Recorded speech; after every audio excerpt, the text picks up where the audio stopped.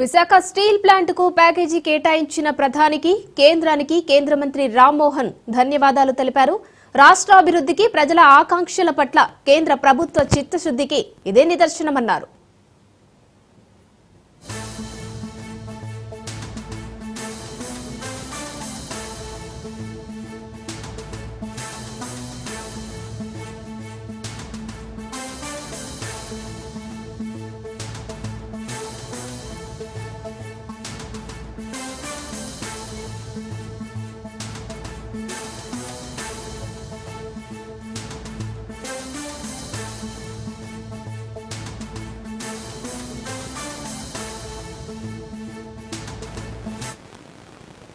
Visakha steel plant కు package కేటాయించిన ప్రధానికి కేంద్రానికి కేంద్ర మంత్రి రామ్మోహన్ ధన్యవాదాలు తెలిపారు. రాష్ట్ర అభివృద్ధికి ప్రజల ఆకాంక్షల పట్ల కేంద్ర ప్రభుత్వ చిత్తశుద్ధికి ఇదే నిదర్శనమన్నారు. దీనికి సంబంధించి మరిన్ని డీటెయిల్స్ మా ప్రతినిధి సౌమ్య ఫోన్ లైన్ లో అందిస్తారు. సౌమ్య,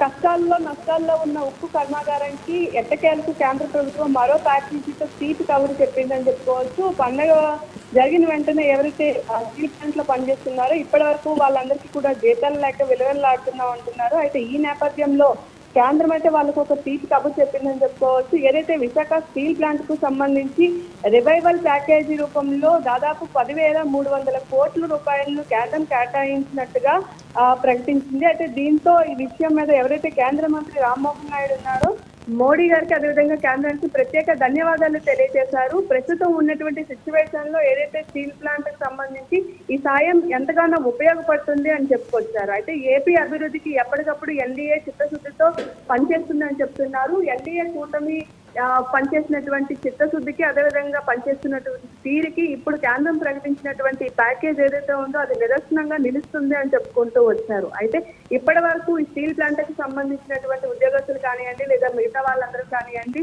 ఇప్పటి వరకు ఆందోళన చెందిన నేపథ్యంలో ఇప్పుడు కేంద్రం ప్రకటించినటువంటి ఈ విషయం ఏదైతే ఉందో దీని ద్వారా కాస్త ఓరకిచ్చింది అని మాత్రం మనం చెప్పుకోవచ్చు. సౌమ్య, అలాగే ఈ స్టీల్ ప్లాంట్ తో పాటు ఇంకా ఏపీకి రావాల్సిన ఏ అంశాలకు సంబంధించి కూడా నిధులు ఏమైనా కేటాయించారా? ఈ స్టీల్ ప్లాంట్స్ తో పాటు మొన్న ఏవైతే మన ఏపీకి సంబంధించి మోడీ మీటింగ్ పెట్టి ఇచ్చినటువంటి ఆదేశాలు ఉన్నాయో వాటన్నిటికి సంబంధించి కూడా ఇప్పటికే కేంద్రం ఒక నిర్ణయం తీసుకోవాలని చెప్తున్నారు. వీటన్నిటికి సంబంధించి త్వరలోనే ఒక స్పష్టత ఇస్తామా అని చెప్పుకుంటూ వచ్చారు. సౌమ్య, అలాగే స్టీల్ ప్లాంట్ కు నిధులు కేటాయించారు. సో ఏపీకి సంబంధించిన పలు అంశాలకు కూడా నిధులు కేటాయించారు. సో అన్నిటికీ శంకుస్థాపన కూడా చేశారు రీసెంట్ గా ప్రధాని మోదీ. దీని పట్ల మరి ఏపీ కూటమి నేతలు ఏం చెప్తున్నారు?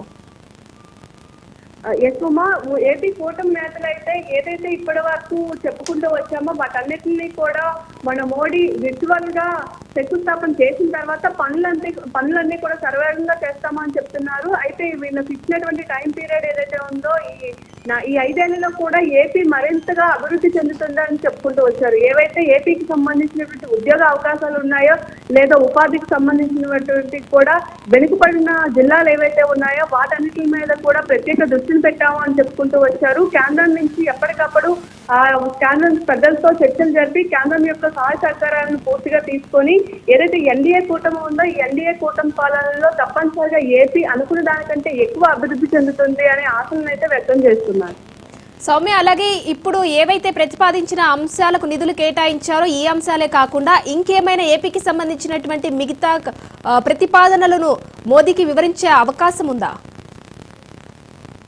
అంటే ప్రస్తుతానికైతే కేంద్రం కేటాయించిన ఈ నిధులు కాకుండా ఇంకా ఏవైతే మిగతా జిల్లాలు ఉన్నాయో జిల్లాల వారీగా మనం చూసుకున్నట్లయితే ఏవైతే వెనుకబడిన జిల్లాలు ఉన్నాయో అదేవిధంగా పోర్టుకు సంబంధించిన అంశాలు కానీ లేదా ఏదైతే జిల్లాల్లో చేయాల్సినటువంటి అభివృద్ధి కార్యక్రమాలు ఉన్నాయో వాటికి కానీ ప్రతి జిల్లా మీద కూడా ప్రత్యేక దృష్టిని పెట్టి త్వరలోనే కేంద్రం దృష్టికి వీటన్నిటిని తీసుకువెళ్తామని ఒక స్పష్టత అయితే ఇచ్చారు. కానీ ప్రస్తుతానికి మాత్రం ఇంకా కొత్త విషయాలను ఏమి ప్రతిపాదించలేదని మనకు తెలుస్తుంది.